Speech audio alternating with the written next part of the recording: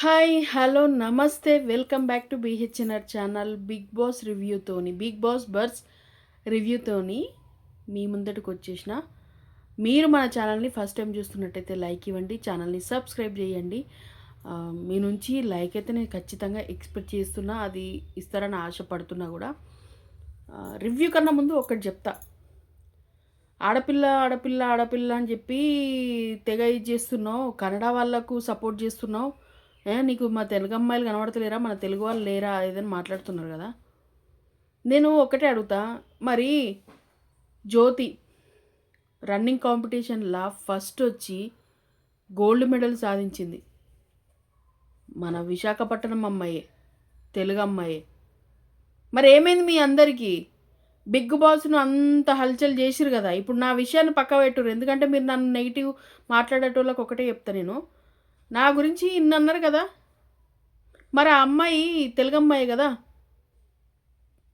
కన్నడ అమ్మాయి అయితే కాదు కదా! కన్నడ, తమిళ్, మలయాళం ఏ అమ్మాయి కాదు. మన విశాఖపట్నం అమ్మాయి. మన తెలుగు అమ్మాయి. ఇంకా నేనన్న ఆంధ్ర గానీ ఆమె. నేనన్న తెలంగాణ గానీ ఆమె ఆంధ్ర అమ్మాయి. మరి ఏది మీ సపోర్టు? ఎక్కడ మీ వైరల్? తెలుగు అమ్మాయినైతే సపోర్ట్ చేదురు కదా మీరు. మరి ఎక్కడ సపోర్ట్ చేయట్లేదు మీరు? తెలుగు తెలుగు వాళ్ళకి సపోర్ట్ నువ్వు తెలుగు వాళ్ళకి సపోర్ట్ చేయవు. నువ్వు తెలుగేనా? నువ్వు అట్లా ఇట్లా అని మాట్లాడినోళ్ళకు మరి ఇవాళ తెలుగు అమ్మాయి ఏడ్చుకుంటూ మన భారతదేశాన్ని గౌరవాన్ని మోసుకుంటూ తన కన్నీటితో బాధలన్నీ మింగుతూ ఎవ్వరు ఎంకరేజ్మెంట్ లేదు. ఒక సప్పట్లు లేవాడా? ఒక మగవాడు క్రికెట్ ఆడి గెలిస్తే ఓ 14 మందో ఎంతమంది ఆడుతారో నాకు క్రికెట్ నిజంగా చెప్తున్నా చక్కగా తెలియదు. నేను అన్నాడు చూడా. ఆడి గెలిస్తే క్లాప్సులు, ట్విట్టర్లల్లో పోస్టులు హల్చల్ చేస్తారు. గిట్టింగ్లు జోరుజారు జరుగుతాయట వీటి గురించి మస్తు. గిట్టింగ్లలో ఇట్లా లాస్ అయినోడు కూడా ఉంటాడట వీటి గురించి. ఒక అమ్మాయి, మన తెలుగు అమ్మాయి, మీరంటున్న తెలుగు అమ్మాయి రన్నింగ్ కాంపిటీషన్లో ఫస్ట్ వచ్చిన అమ్మాయికి మరి ఒక్కరి సపోర్టు, ఒక్కరు వైరల్, ఒక్క స్టోరీ, ఒక్క వాట్సాప్ స్టేటస్, కనీసం కంగ్రాట్స్ లేకపోతే గల్లీలో బ్యానర్లు ఏం లేవు. మీరంటున్న తెలుగు అమ్మాయి కదా, మరి ఉండాలి కదా. ఏడవైనాయి అంటే అబ్బాయి గెలిస్తేనే గెలుపా? నేను అందుకే ఆ రోజు నేను ఎమోషనల్ అయింది. నేను ఎందుకు ఎమోషనల్ అయింది తెలుసా? తనుజ గెలవలేదని కాదు, ఒక అమ్మాయి గెలవలేదని. ఒక అమ్మాయి గెలుపుకు దగ్గరగా వచ్చి వెళ్ళింది. మా అమ్మాయిలకు పోనీ ఆంటీ ఆంటీ అని బిల్డప్ ఇస్తారు కదా, మీరంతా సుకుమారంగా, వయ్యారంగా, స్మార్ట్గా, స్వీట్ 16లలో ఉండేటోళ్ళు. సరే మిమ్మల్ని అడుగుతున్నా, ఒక ఆడవాళ్ళ గెలుపుకి అర్థం లేదు, ఆడవాళ్ళకి అర్థం లేదు, ఆడవాళ్ళ విషయాలలో గౌరవం లేదు. మీరు మళ్ళీ మాట్లాడతారు చాలా ఓవర్గా. మరి ఏది ఇప్పుడు కళ్యాణ్ గెలిస్తే గిన్నర్లు కట్టి చాలా హల్చల్ చేసిరు కదా. పర్లేదు, అది బిగ్ బాస్ సీజన్ 9 విన్నర్ అవ్వడమే గ్రేటు. అందులో మీరు హల్చల్ చేసిరు, ఓకే, దానికి ఒప్పుకుంటా, ఐ యాక్సెప్టెడ్. బట్ మరి అక్కడ మన తెలుగు అమ్మాయి కదా, మీరు అంటున్న తెలుగు అమ్మాయి కదా గెలిచింది. మరి ఎక్కడ బ్యానర్లు, ఎక్కడ కటౌట్లు, ఎక్కడ సన్మానాలు, ఎక్కడ మాట్లాడితే మస్తుగా మాట్లాడచ్చు. ఇట్లా నేను మాట్లాడతా, లైట్ తీసుకుంటున్నా. ఎందుకు ఆ రోజు ఎమోషనల్ అయింది. ఒక అమ్మాయి గెలవలేకపోయింది. దగ్గర దాకా వచ్చి ఆ గెలుపు దగ్గర దాకా చూసి గెలవలేకపోయింది. వాళ్ళ నాన్నకు ఆ గెలుపు చూపెట్టాలనుకున్న అమ్మాయి గెలవలేకపోయింది. వాళ్ళ ఇంట్లో నెగిటివిటీ అంటే ఒక సినిమా ఇండస్ట్రీకి వెళ్తుంటే నెగిటివ్గా అర్థం చేసుకున్న వాళ్ళ ముందట, నాన్న నేను ఇది నా క్యారెక్టర్, ఫీల్డ్కి ఏ ఫీల్డ్లోకి వెళ్ళినా సరే నా క్యారెక్టర్ అనేది మీరు పెంచిన దాన్ని బట్టే ఉంటుందని గర్వంగా చెప్పుకోవాలనుకున్న ఒక అమ్మాయి గెలవలేకపోయింది.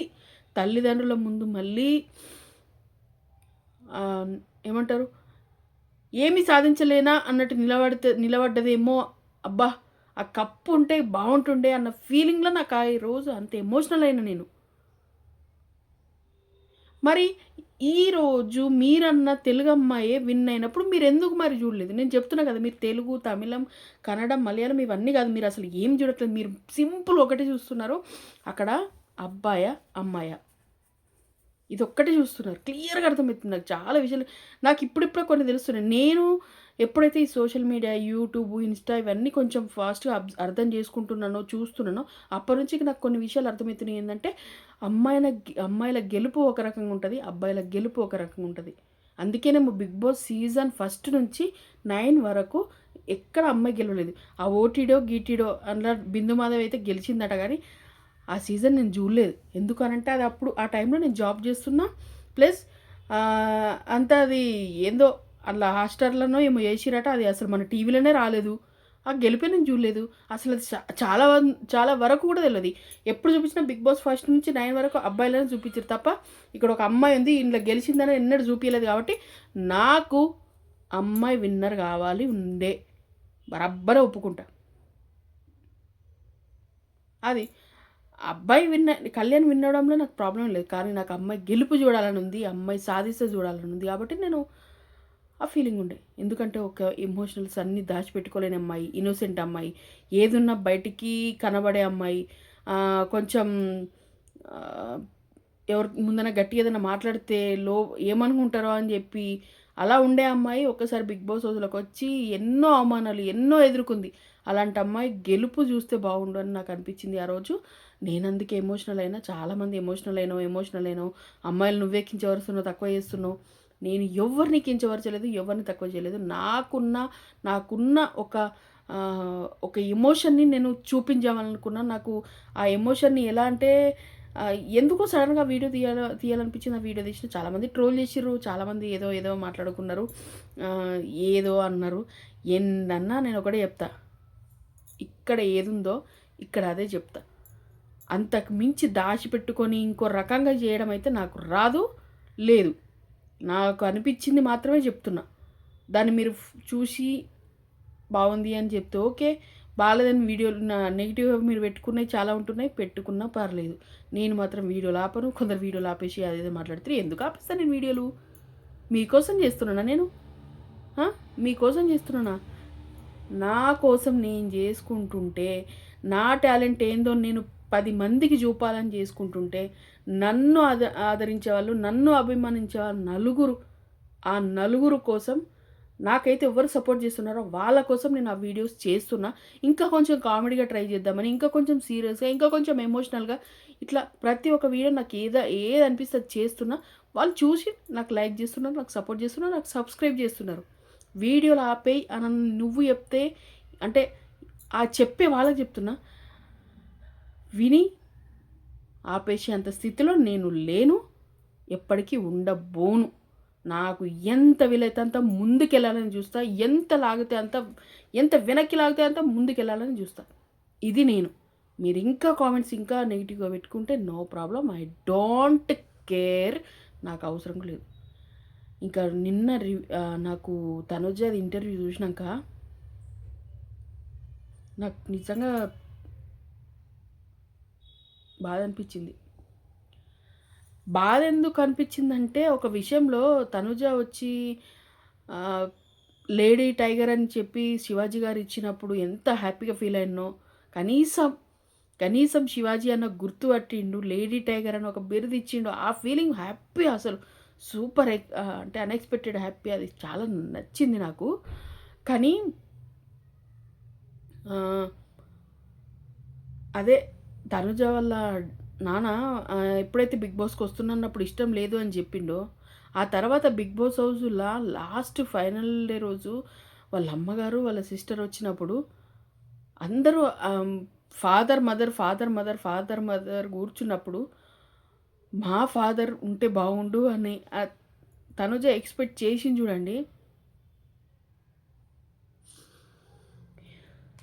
బిడ్డ గెలుపు సాధించింది. సా అయ్యో! గెలుపుకు దగ్గరుంది అన్నప్పుడు తల్లిదండ్రులు ఆ మాత్రం ఎంకరేజ్ చేయకపోతే ఆ పిల్లల భవిష్యత్తు ఎట్లుంటది? స్ట్రాంగ్‌గా ఫీల్ అయితుంది కాబట్టి, స్ట్రాంగ్‌గా ఉంది కాబట్టి పర్లేదు. ఒకవేళ కొంచెం అది అవమానంగా ఫీల్ అయినోళ్ళకి ఎట్లుంటది? ఎందుకు తల్లిదండ్రులు ఈ మాత్రం కూడా ఆలోచించుకోలేరు? వాళ్ళ అమ్మకి నిజంగా హ్యాట్స్ ఆఫ్ చెప్పాలసలు. ఏమన్నా అసలు అంటే అంతమంది కాదన్నా కూడా తను ఎదిరించి ఆహ్, తనుజని ఈరోజు ఈ స్టేజ్‌లో మనం చూపించడానికి కారణం వాళ్ళమ్మ. నాకు వాళ్ళమ్మ ద్వారా నాకొకటి అర్థమైంది. రేపు నాకు బిడ్డుంది. నాకు నా కొడుకున్నాడు. ఇన్ కేస్ నా ఫ్యామిలీలో కూడా నా బిడ్డకేదైనా చేస్తా అన్నప్పుడు వద్దు అని అనుకుంటే నేను ఆ స్టేజ్‌కి అంటే హ్మ్. వాళ్ళ గెలుపు కోసం నేను ఎక్కడి దాకానైనా ట్రై చేయొచ్చు అన్న ఒక నమ్మకాన్ని నాకు సావిత్రి గారు ఇచ్చారు. హ్యాట్స్ ఆఫ్ సావిత్రి గారు. మీరు మీ కూతురికి ఇచ్చిన సపోర్ట్ నిజంగా సూపర్ గొప్పది. కానీ కొందరు ఏమైతదంటే ఇక్కడ భర్త మాట కాదనలేక బిడ్డలను గానీ, కొడుకులను గానీ ఏదైనా చేద్దామన్నప్పుడు స్పెషల్లీ బిడ్డల విషయంలోనే ఏదైనా చేద్దామన్నప్పుడు బయట పరువు పోతదనో, లేకపోతే ఏమనుకుంటారో అని జెప్పేసి వాళ్ళేమనుకుంటారు, వీళ్ళేమనుకుంటారని ఒక నలుగురి కోసం బతికే జోన్‌లో చాలా వరకున్నారు. ఇంకా ఇప్పటికున్నారు గూడా. అట్లాంటి వాళ్ళు బిడ్డల కోరికలను కాదని తొక్కేసి, పెళ్ళిళ్ళు జేసి అత్తగారిళ్ళల్ల ఆ నరకం ఇగ ఇప్పుడు మనసులో ఒకటి మనకుంటది. మనం ఏదో గొప్ప సాధించాలని అనుకుంటాం. నువ్వు అవన్నీ గాదు అత్తారింటికి పోయి నువ్వు గిన్నెలు తోముకో, ఆ ఇండ్లు ఊడ్చుకో, ఈ వంటలు చేసుకో, నీ మొగుడిని చూసుకో అని అనడం వాళ్ళకి నిజంగా అది ఆళ్ళను ఏమంటారు? ఒక ఆత్మహత్యకు ఎంకరేజ్‌మెంట్ చేసిన దానిలానే ఉంటది నన్నడిగితే. వీళ్ళే అంటే ప్రోత్సహిస్తున్నట్టు అనిపిస్తది. ఎందుకు వాళ్ళ గెలుపుని అర్థం చేసుకోవట్లేదు. వాళ్ళు ఒక స్థాయిలో వాళ్ళు ఉండాలనుకుని అర్థం అని అనుకున్నప్పుడు వీళ్ళెందుకు ఆ మాత్రం గూడా కొంచెం అర్థం చేసుకోకుండా ప్రవర్తిస్తారు? నిజంగా నాకదైతే అర్థమైతలేదు. మేబీ నాకు నా స్టేజ్‌లో మా అమ్ముండుంటే అంటే నా చిన్నప్పుడే అమ్మ లేదు గాబట్టి, నేను ఎవరినేం గట్టిగా అడగలేకపోయినా, నా కోరికలు గూడా నాకు కొన్నున్నా నేను చెప్పుకోలేకపోయినా. బయటికి చెప్పుకోలేకపోయినా. అంటే నాకేదన్నా ఆహ్, యాక్టింగ్ నాకు నిజంగా యాక్టింగ్ అంటే చాలా ఇష్టం.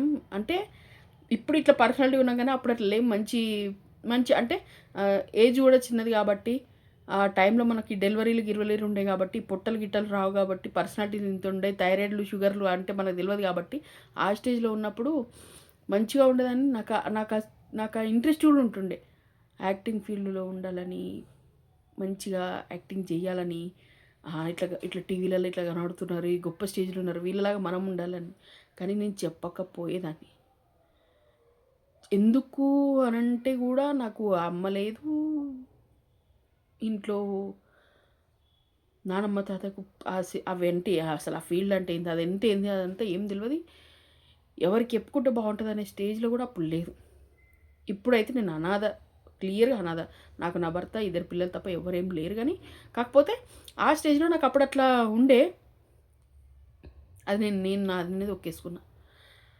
ఆహ్, ఎంకరేజ్‌మెంట్ లేదు. ఎవరెట్లా ఉంటారో తెలవది. ఆ స్టేజ్‌లో నేను ఎవరిని అడగాలో కూడా తెలవదు కాబట్టి నేను కానీ పెళ్లి తర్వాత నా లైఫ్ ఓకే. ఓకే అంటే బావుంది. నా హస్బెండ్, నా పిల్లలతో నా లైఫ్ నాకు ఒక కంప్లీట్ హ్యాపీ ఫ్యామిలీలాగా గడిచిపోతుంది. బట్ కోరిక ఏదైతే ఉందో, ఆ కోరిక మాత్రం అందులోనే ఉండిపోయింది. అందులో లోపల గూడు కొట్టిపోయి, పక్కు గట్టి అప్పుడప్పుడు ఆ పక్కు గిల్లుతుంటే నొప్పొస్తది చూడండి. అప్పుడప్పుడు కొంచెం కొంచెం ఆ నొప్పైతే వస్తుంటది.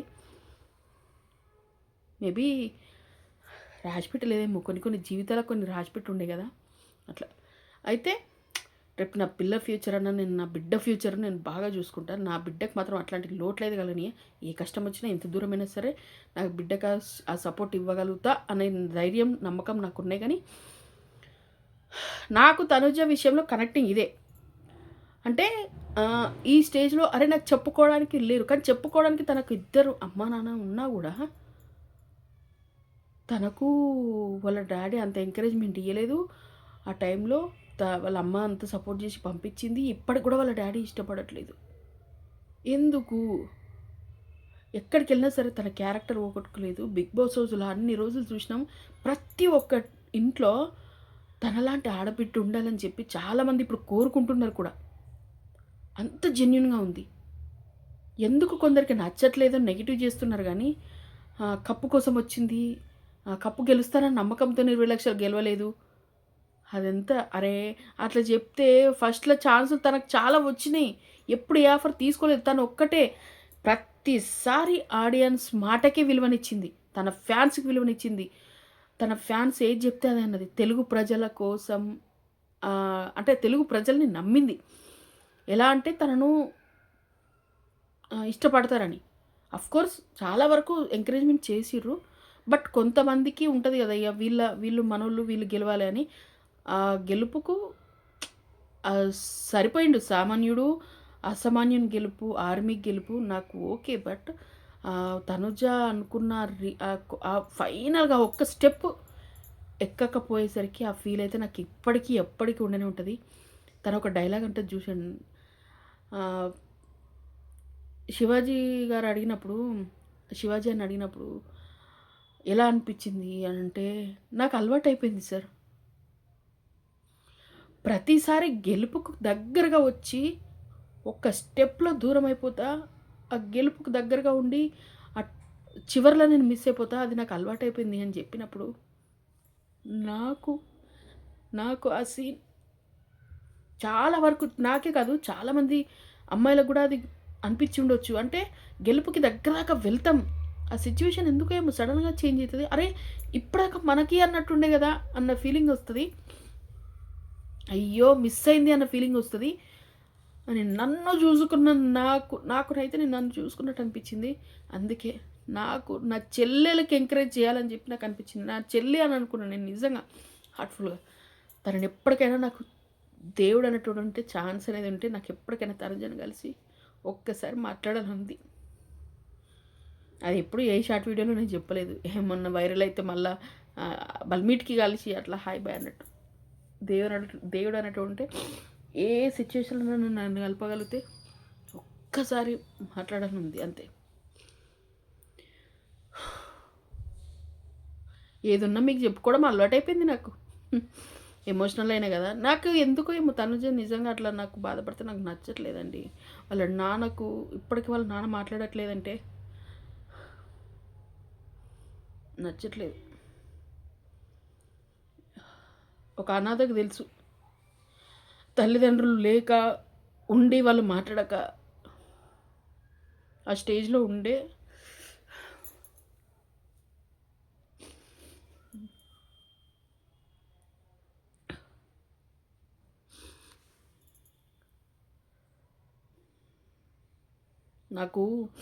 నాకు అనిపిస్తది. పిల్లలకి ఏమన్నా హాలిడేస్ అవి ఇవి వస్తుంటాయి కదా! ఎక్కడికన్నా వెళ్దాం అది అని అంటారు కదా! నాకు ఫ్యామిలీ లేదు. అడిగితే ఆ కోరిక నెరవేర్చలేను. అట్లాంటి టైంలో చాలా బాధ కలుగుతుందండి. చాలా బాధ. తనుజకైతే వాళ్ళ డాడీ మాట్లాడాలి. వాళ్ళ డాడీతో తను హ్యాపీగా ఉండాలి. వాళ్ళ డాడీ ముందట్లాగా ఉండాలి. తనుజ పుట్టస్వామి అనేది ఆ పేరుకి అర్థం తేవాలి వాళ్ళిద్దరు అని చెప్పి నాకు అనిపిస్తుంది. ఆ దేవుడు నిజంగా వాళ్ళిద్దరిని కలపాలి. తండ్రి అంత కఠినంగా ఉంటే బిడ్డ తట్టుకోలేదు. తనుజ లోపల చాలా భారం మోస్తుంది నాకు అనిపిస్తుంది. ఏ తండ్రి ఏ బిడ్డ మీద, ఎందుకంటే తండ్రికి ఎక్కువ బిడ్డనే కరెక్టింగ్, బిడ్డకి ఎక్కువ తండ్రి మీదే ఉంటుంది.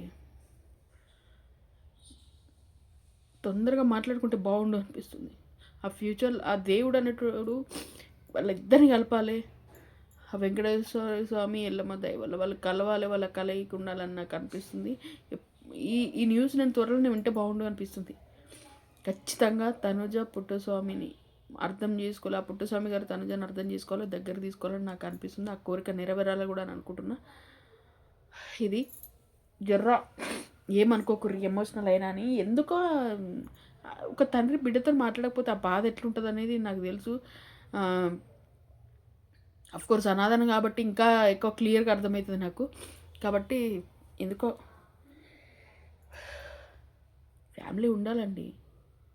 బిడ్డకి ఫ్యామిలీ ఉండాలి. ఫ్యామిలీ లేకపోతే, ఆడబిడ్డకి ఫ్యామిలీ లేకపోతే చాలా కష్టం. ఖచ్చితంగా తనకంటూ ఒక సపోర్ట్ ఫ్యామిలీ ఉండాలి. అది ఎవరైనా సరే ఇప్పుడు ఒకవేళ వీడియో చూస్తున్న వాళ్ళకి ఒకటే చెప్తున్నా, మీ బిడ్డల్ని కొంచెం పట్టించుకోండి, ప్రేమగా చూడండి.